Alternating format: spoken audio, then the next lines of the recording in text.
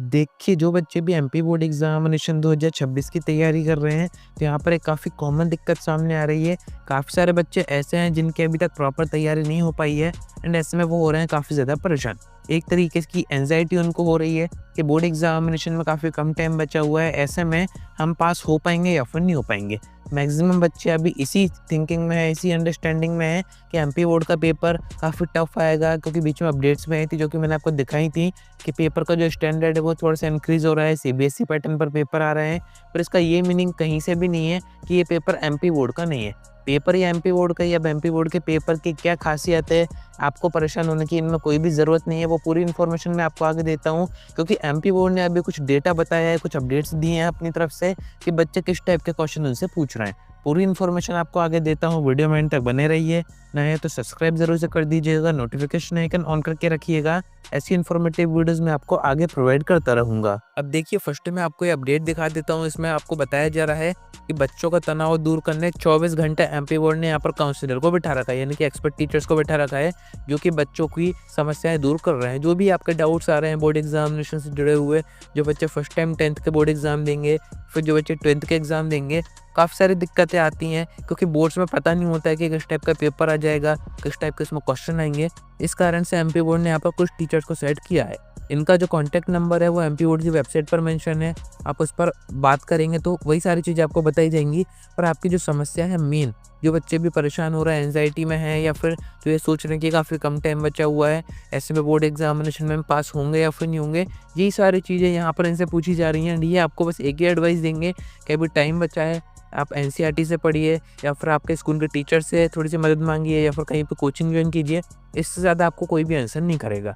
But मैं आपको अपने एक्सपीरियंस से बता देता हूँ कि ऐसे में आपको परेशान होने की ज़रूरत नहीं है। अभी भी 1.5 महीने में आप 85-90% तक एमपी बोर्ड में बड़े ही आराम से स्कोर कर सकते हैं। कैसे कर सकते हैं, तो स्टेप बाय स्टेप अपन आगे समझते हैं। क्योंकि ऐसा कुछ नहीं है कि एमपी बोर्ड की अपडेट आई थी कि एमपी बोर्ड के पेपर का स्टैंडर्ड इंक्रीज हो रहा है या फिर क्वेश्चन थोड़े से टफ आएंगे। दिक्कत बस ये है कि अभी तक एमपी बोर्ड के जो पेपर आते थे, जिसमें कि 5 से 10% ही टफ क्वेश्चन आते थे, वहाँ पर अब 15 से 20% हो गए। थोड़ा सा पैटर्न में चेंजेस किए गए हैं, तो ज़्यादा कुछ चेंजेस नहीं हुआ है। एंड ऐसे में जो बच्चे भी ये सोच रहे हैं कि बोर्ड का पेपर बहुत ही ज़्यादा टफ हो जाएगा इस बार, या फिर हम उसको कर नहीं पाएंगे, तो ऐसा कुछ भी नहीं है। मैंने आपको बता ही दिया है, एमपी बोर्ड का पेपर ही है। एंड एमपी बोर्ड के प्रीवियस सेशन के पेपर का अगर आप रिकॉर्ड देखेंगे, तो हर बार पेपर ऐसा आया है कि हर एक बच्चा उसको कर पाए।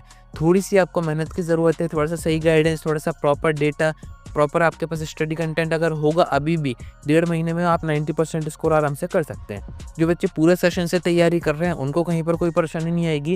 एंड वो समझ गए होंगे कि एमपी बोर्ड का पेपर इतना भी कोई बड़ी बात नहीं है, ना ही कोई ये जेईई नीट का पेपर है। प्रीवियस अगर आप पेपर देखेंगे, उठाएंगे, आपको समझ में पैटर्न आ जाएगा कि किस टाइप के क्वेश्चन एमपी बोर्ड पूछता है।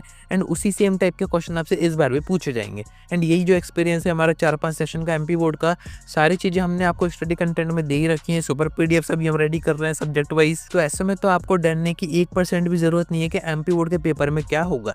एमपी बोर्ड का पेपर है, बहुत ही ईजी पेपर आएगा। अब ऐसा मैं क्यों कह रहा हूँ, तो मैं आपको डिस्क्रिप्शन में 2 से 3 वीडियो दे रहा हूँ, उनको आप जाके देखिएगा। वहाँ पर हमने आपको पेपर मैच करके दिखाया था प्रीवियस सेशन का, कि कौन से क्वेश्चन किस पेज नंबर से कहाँ से कैसे पूछे गए थे, घुमा फिरा के भी कैसे पूछे गए थे, एग्जैक्ट डायरेक्ट वैसे के वैसे भी पूछे गए थे। तो वो सारी चीज़ें आप देख सकते हैं। मीन्स एमपी बोर्ड में इतनी कोई बड़ी बात नहीं है पास होना।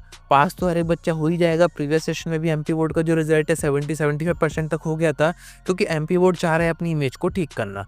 उसके पीछे के जो सेशन थे वहाँ पर 50%, 55% ऐसे रिजल्ट जाते थे, बट प्रीवियस सेशन से इम्प्रूव हुए हैं। तो ऐसा नहीं है कि आपके सेशन में एकदम से एमपी बोर्ड टफ पेपर बना के आपका जो रिजल्ट परसेंटेज है वो डाउन कर देगा। ऐसे में इमेज एमपी बोर्ड की भी खराब होगी।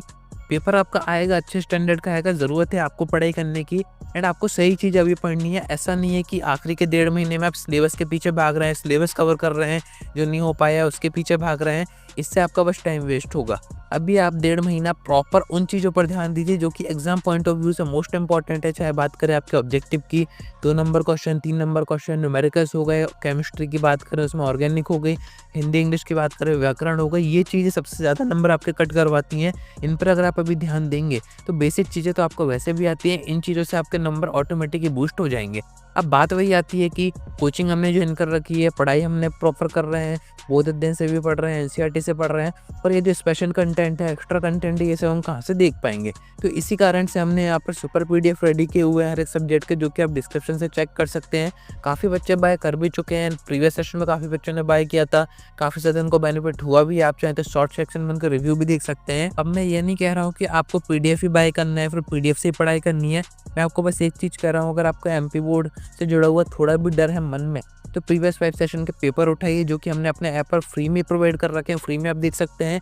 उनको देखिए, समझिए, टाइम दीजिए, 10 से 15 दिन उसमें टाइम देंगे तो आपको ऑटोमेटिक चीज़ें समझ में आ जाएंगी। अब अगर आप 10 से 15 दिन उसमें टाइम नहीं दे पा रहे हैं, एनालाइज नहीं कर पा रहे हैं कि कैसे क्या क्वेश्चन के पैटर्न आ रहे हैं, तो फिर इस कंडीशन में आप पीडीएफ बाय कर सकते हैं उसमें, क्योंकि हमने आपको इन्हीं पेपर से पूरी चीज़ें एनालाइज करके, पैटर्न समझ के, सारी चीज़ें किस टाइप के क्वेश्चन बन सकते हैं, किस तरीके से मॉडिफाई होते हैं, ये सब दे रखा है।